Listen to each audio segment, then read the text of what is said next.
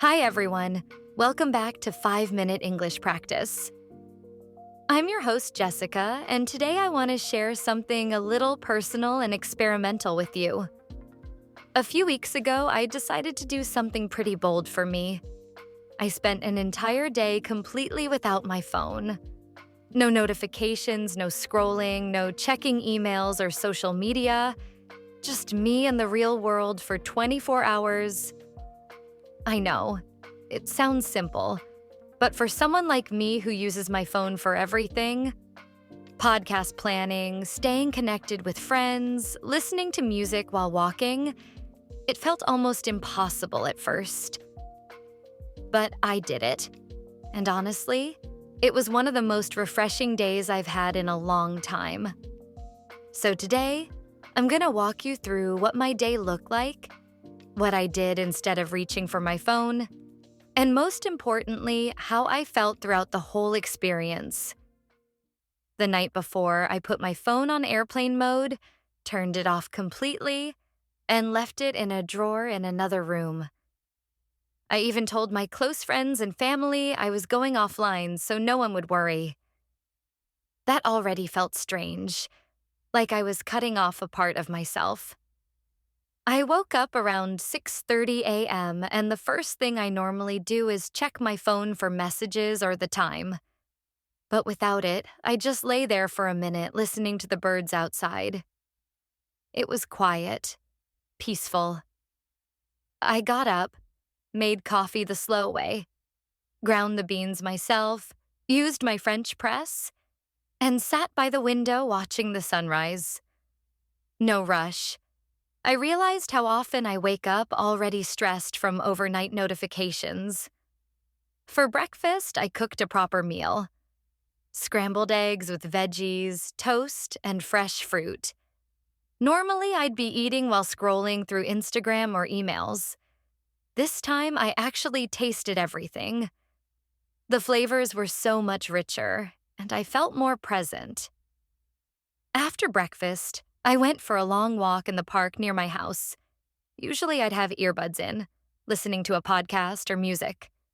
But today, no phone, no music. Just the sound of my footsteps, the wind in the trees, kids playing, dogs barking.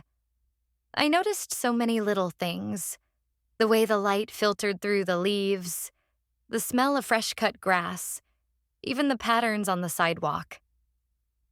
My mind started wandering in a good way, thinking about ideas for the podcast, reflecting on things I'd been too busy to process.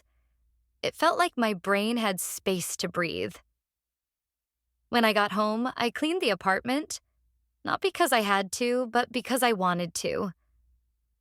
I put on some vinyl records. Yes, I have an old record player. And I danced around while dusting and organizing.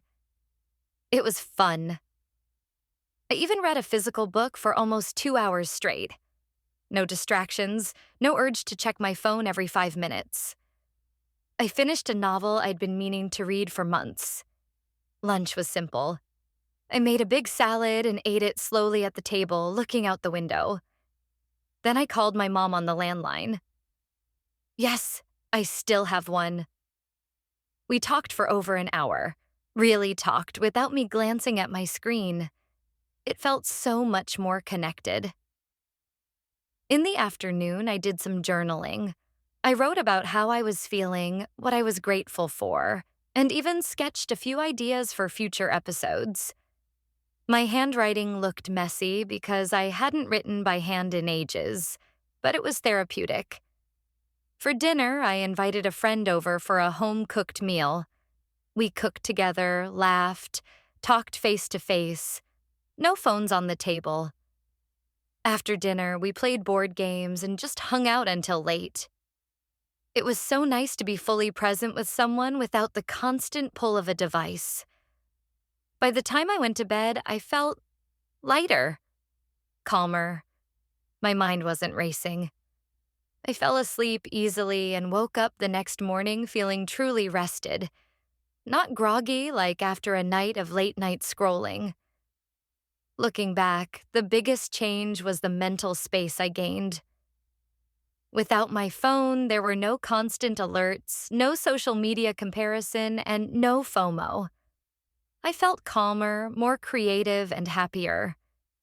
It wasn't perfect. I sometimes reached for my pocket or worried I missed a message. But those moments passed, and I realized my phone had become more of a habit than a tool. I wouldn't do this every day, but now I create phone-free moments during mornings, meals, and before bed. Even a few hours makes a big difference.